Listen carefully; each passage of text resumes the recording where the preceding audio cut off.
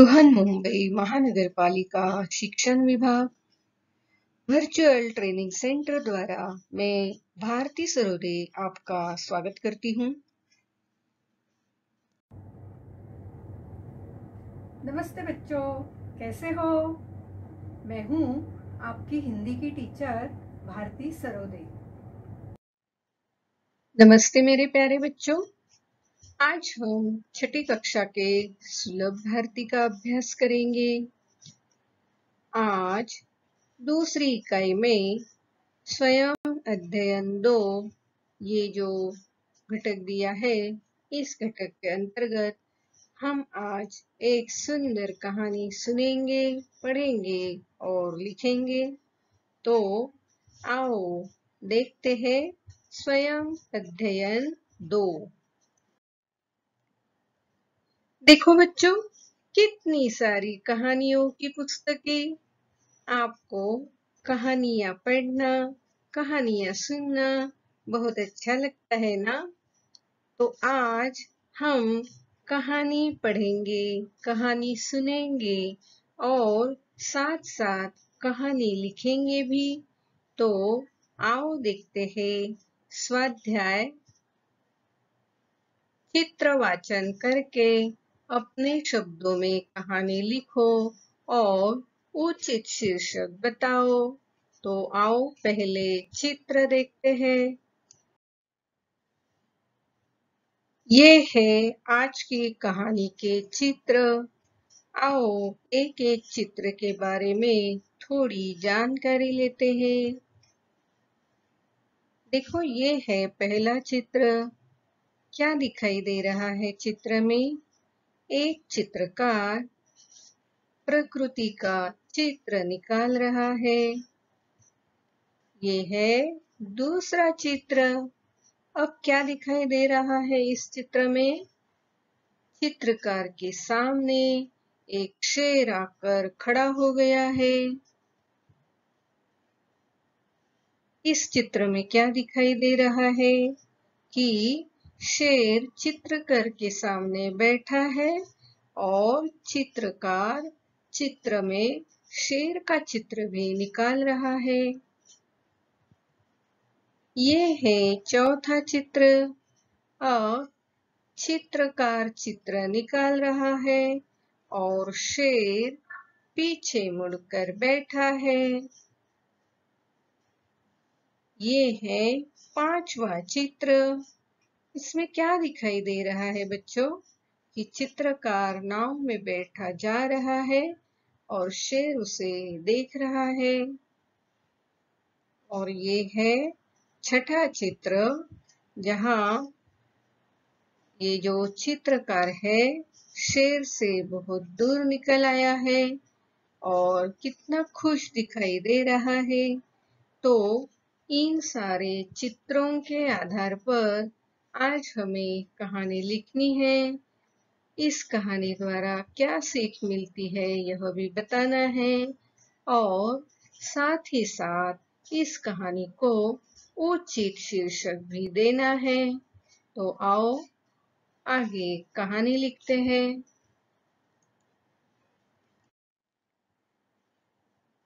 देखो बच्चों, ये है पहला चित्र। इसे ध्यान से देखना।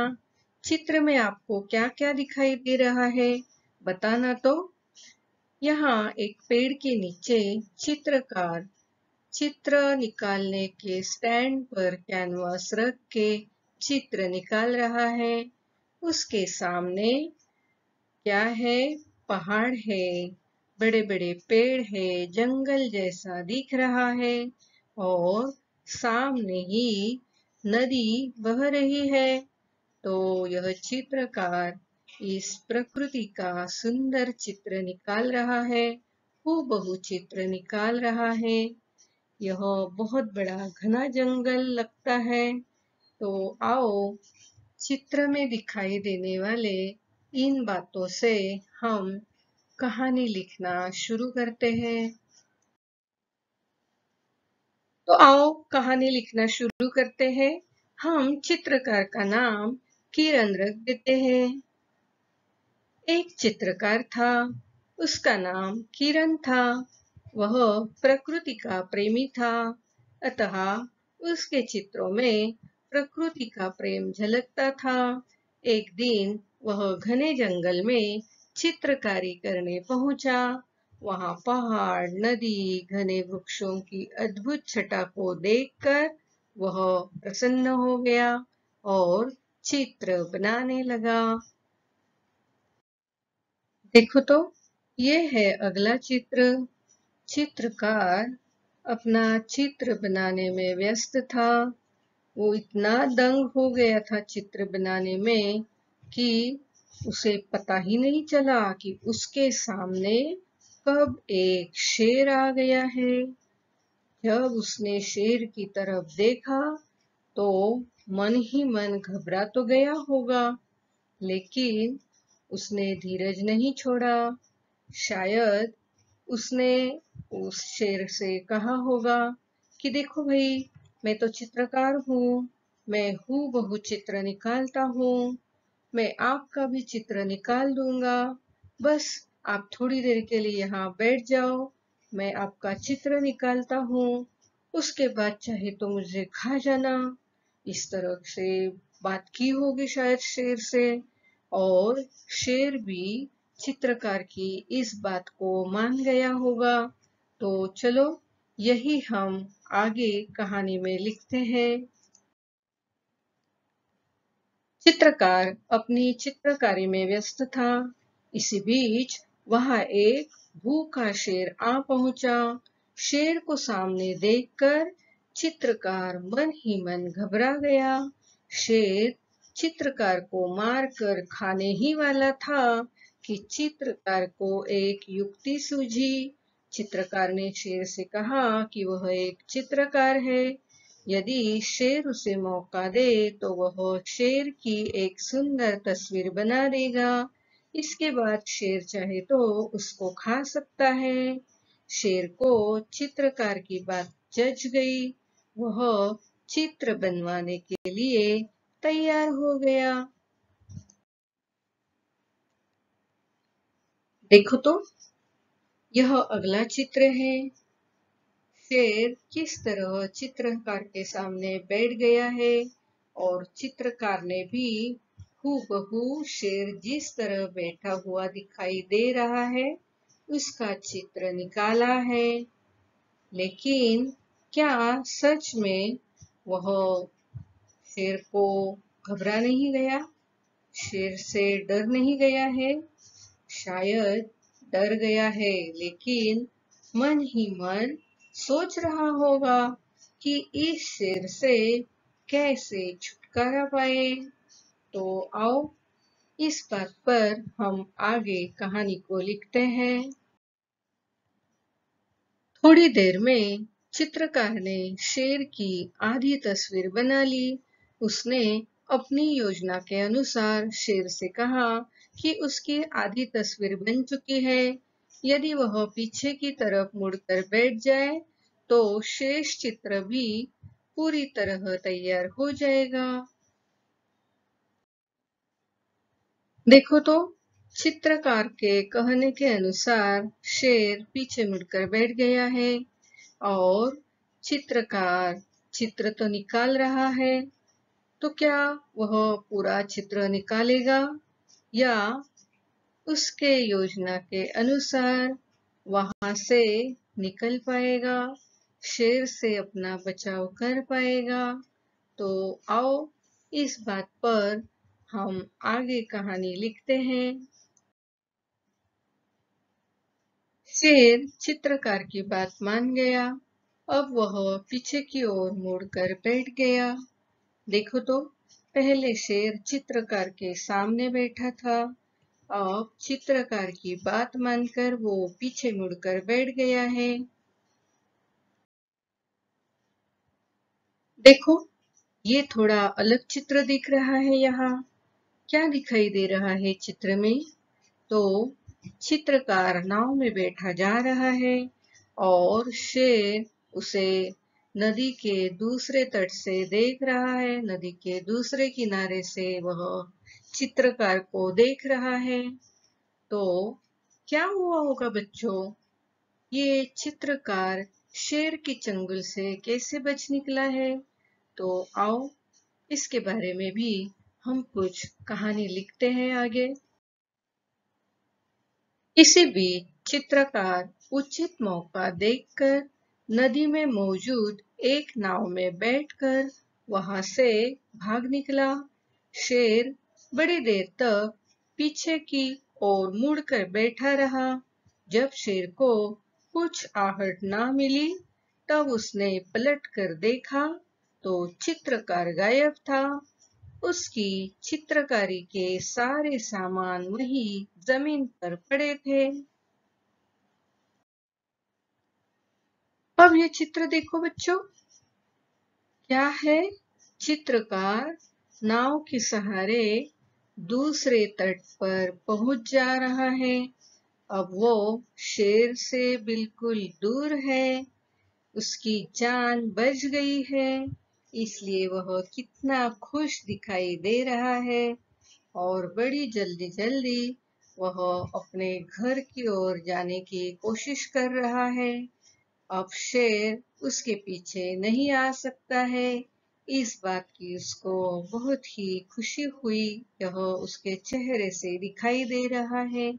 तो आओ यह कहानी में हम आगे लिखते हैं। इस तरह बड़ी अक्लमंदी से चित्रकार ने शेर के चंगुल से खुद को बचाया, खुद की जान बचाई, नाव को जल्दी जल्दी चलाने लगा। अब उसकी नाव नदी के बीच के हिस्से में पहुंच गई। अब वह शेर से बहुत दूर निकल आया था। चित्रकार ने बीच नदी में पहुंचकर राहत की सांस ली और खुशी खुशी अपने घर चला गया। देखो बच्चों, कैसी लगी ये कहानी आपको? पसंद आई? और इस कहानी से क्या सीखा आपने? कुछ न कुछ तो सीख यह कहानी जरूर देती है। और जल्दी जल्दी सोचो, इस कहानी को क्या नाम दोगे? तो आओ पहले इस कहानी द्वारा हमें क्या सीख मिलती है यह जान लेते हैं, और उसके बाद इस कहानी को उचित सा शीर्षक देते हैं। कहानी द्वारा प्राप्त सीख: संकट के समय भी धैर्य और बुद्धिमानी से काम लेना चाहिए। बिल्कुल सही है बच्चों। हमारे सामने कितना भी बड़ा संकट हो, उस वक्त हमें धैर्य से और बुद्धिमानी से काम करना चाहिए और उस संकट से बाहर निकलना चाहिए। तो यह बात हमेशा आप ध्यान में रखोगे। कोई भी छोटी मोटी समस्या हो तो उस समस्या को दूर करने के लिए इसी तरह बुद्धि का उपयोग करना चाहिए। यह बात हमेशा हमेशा ध्यान में रखना। अब हमें इस कहानी का शीर्षक लिखना है। सोचो तो, क्या शीर्षक दे सकते हैं इस कहानी को? सोच लिया? चलो तो एक एक करके बताओ, कौन से शीर्षक हम इस कहानी को दे सकते हैं? चतुर चित्रकार। अरे वाह, चित्रकार की चतुराई। बुद्धिमान चित्रकार, ताकत से अक्ल भारी। चित्रकार की चालाकी। तो इसके सिवा तुम्हें और भी कोई अलग शीर्षक सूझता हो तो जरूर आप जब कहानी लिखोगे तो उसे आपको सूझा हुआ अलग सा शीर्षक आप दे सकते हो। आज जो चित्र हमने देखे हैं वह आपके किताब में दिए हैं। उन चित्रों को देखकर जिस तरह आज हमने कहानी यहाँ लिखी है, आप घर पर उसी तरह और अपने मन से और भी कुछ अलग से वाक्य उसमें डालकर अच्छी सी कहानी लिख लेना। और वह कहानी आपके क्लास टीचर को दिखा देना। तो बच्चों, ये कहानी तुम लिखोगे ना? जरूर लिखना। आओ तो आज मैं तुम्हें एक और कहानी के चित्र दिखा दूं और इस कहानी को भी आप जरूर लिखने की कोशिश करना। देखो तो ये जो पहला चित्र है, इस पहले चित्र में आपको क्या क्या दिखाई दे रहा है? क्या क्या है? पेड़ पर बंदर बैठा है। पेड़ पर सुंदर फल है, जामुन फल है। और पेड़ के नीचे नदी में एक मगरमच्छ दिखाई दे रहा है। ये शायद दोनों आपस में कुछ बातें कर रहे हैं और ये जो बंदर है, ये मगरमच्छ को कुछ दे रहा है। तो देखो, इस चित्र के आधार पर हम ऐसे लिख सकते हैं कि पेड़ पर रहने वाला बंदर और नदी में रहने वाला मगरमच्छ, इन दोनों में मैत्री थी, दोस्ती थी। और बंदर पेड़ के मीठे मीठे फल उस मगरमच्छ को देता था और दोनों खूब बातें करते थे। अब देखो ये दूसरा चित्र। इस दूसरे चित्र में क्या दिखाई दे रहा है? वह ये जो मगरमच्छ है, उससे हंस खिल कर बातें कर रहा है और दोनों बड़े मजे से ये जो दोस्ती है निभा रहे हैं। और वह इस मगरमच्छ को बहुत सारे फल दे रहा है। तो मगरमच्छ क्या करेगा इन सारे फलों का? देखते हैं आगे। ये जो तीसरा चित्र है, इस चित्र में मगरमच्छ और उसकी पत्नी दिखाई दे रही है। मगरमच्छ ने जो मीठे मीठे फल लाए हैं, वो अपने पत्नी को देता है। इतने मीठे फल खाकर ये जो मगरमच्छ की पत्नी है, उसे कहती है कि इतने मीठे मीठे फल रोज खाने वाला जो बंदर है, उसका दिल कितना मीठा होगा। मैं तो इस जामुन के बजाय, इन मीठे फलों के बजाय, मैं उस बंदर का मीठा मीठा दिल खाना चाहती हूँ। तो जरूर आप मुझे उस बंदर का मीठा सा दिल देना, ला कर देना। अब देखो ये आगे का चित्र है। यहाँ बंदर और मगरमच्छ कुछ बातें कर रहे हैं। मगरमच्छ बता रहा है कि मेरी पत्नी ने तुम्हें हमारे घर बुलाया है, तुम जरूर मेरे घर आना। और मगरमच्छ की इस बात पर बंदर भी खुश हो गया। वह आगे क्या करता है, देखते हैं। देखो तो ये अगले पांचवें चित्र में मगरमच्छ के पीठ पर बैठकर बंदर अब उसके घर जा रहा है और वह पानी में इस तरह की सवारी कर रहा है। मगरमच्छ भी बहुत खुश है क्योंकि अब उसकी पत्नी इस बंदर का मीठा दिल खाएगी और खुश हो जाएगी। तो इस बंदर ने मगरमच्छ से पूछा कि तुम इतने खुश क्यों हो? तो आगे के चित्र में देखते हैं। तो क्या मगरमच्छ ने बता दिया, अरे भाई, मेरे पत्नी ने बताया कि तुम इतने मीठे मीठे फल रोज खाते हो, तो तुम्हारा दिल भी कितना मीठा होगा और मेरी पत्नी को तुम्हारा दिल भी खाना है, तो इसलिए मैं तुम्हें अपने घर ले जा रहा हूँ। तो अब ये बंदर क्या करेगा? बंदर तो बड़ा होशियार था। वह मगरमच्छ को बोला, अरे भाई, तुमने ये बात मुझे पहले क्यों नहीं बताई? हम हमेशा पेड़ पर, इस पेड़ से उस पेड़ पर हमेशा आते जाते रहते हैं और इस उछल कूद में कहीं हमारा दिल गिर न जाए, इसलिए हम हमारा दिल पेड़ पर निकाल कर रखते हैं। अगर तुमने मुझे पहले ही बताया होता तो मैं वही तुम्हें दे देता।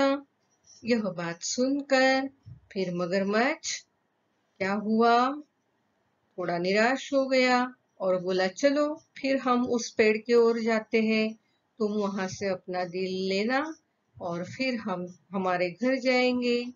और यह कहकर फिर मगरमच्छ उस पेड़ की ओर बंदर को लेकर गया।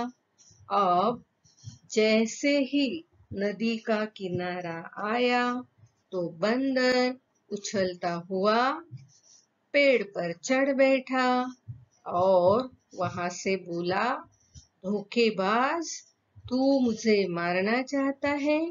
मैं तुझे अपना अच्छा दोस्त समझता हूँ और तू मुझे मारना चाहता है? अरे पगले, कभी कोई अपना दिल निकाल के रख भी सकता है क्या? जाओ, तुम जैसे धोखेबाज से अब मुझे आगे से बात नहीं करनी है। तो इस तरह बंदर ने चालाकी से मगरमच्छ से अपनी जान छुड़ाई, अपने को बचाया और वह उस धोखेबाज से फिर आगे कभी नहीं बोलने की उसने कसम खा ली। देखो बच्चों, ये है और एक कहानी के चित्र और ये दूसरी कहानी के चित्र है। ये कहानियां आपको शायद मालूम है, तो इन चित्रों को ध्यान से देखना। बड़ी आसानी से आप ये चित्र निकाल सकते हो और इस तरह के चित्र निकाल कर उसके आगे कहानी भी लिखना और ऐसे ही कुछ कहानियां अपने मन से भी लिखने की कोशिश करना। मैं आपको एक छोटी बच्ची की बात बता दूं। एक छोटी बच्ची थी, उसके मन में जो भी आता था वह उसका चित्र निकालती थी। जब उसके माता पिता उसे पूछते थे कि तुमने चित्र में क्या निकाला है, क्या दिखाया है, तो वह चित्र का वर्णन करके माता पिता को बताती थी कि उसने चित्र में क्या दिखाया है। तो उसके माता पिता ने उसे वह वर्णन लिखने को कहा और बहुत ऐसी कहानियां उसने अपने मन से तैयार की। पहले चित्र निकालती थी, फिर उसका वर्णन लिखती थी। तो उसके माता पिता तथा उसके जो शिक्षक थे, उन्होंने इन सारी कहानियों को इकट्ठा किया और उसे एक पुस्तक के रूप में प्रकाशित किया। तो देखो, इतनी छोटी सी बच्ची और उसने किस तरह कहानियां लिखी। तो आप भी जरूर इस तरह चित्र के अनुसार कहानी लिखने की कोशिश करना, या इसके अलावा आपके मन में अगर कोई कहानी हो तो उसके पहले चित्र निकालना और उसका वर्णन करना। तो आप भी एक दिन अच्छे चित्रकार तो बनोगे ही, साथ ही साथ अच्छे लेखक बन जाओगे।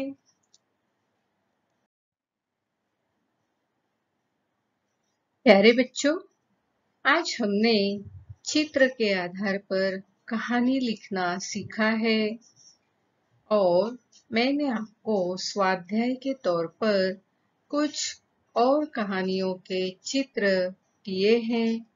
तो जरूर आप भी उन चित्रों के आधार पर कहानी लिखनी है। इस तरह अपने मन से कहानी लिखने का अगर तुम प्रयास करोगे तो जरूर तुम भी लेखक बन जाओगे। तो जरूर इस गर्मी की छुट्टियों में इसी तरह की छोटी मोटी कहानी लिखने का प्रयास करना और आप जो कहानी लिखोगे आपके क्लास टीचर को दिखा देना। आज आपने यह वीडियो कंप्यूटर, लैपटॉप या मोबाइल पर देखा होगा।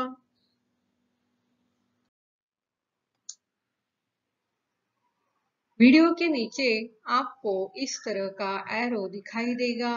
इस एरो को क्लिक करते ही आपके सामने डिस्क्रिप्शन बॉक्स खुल जाएगा।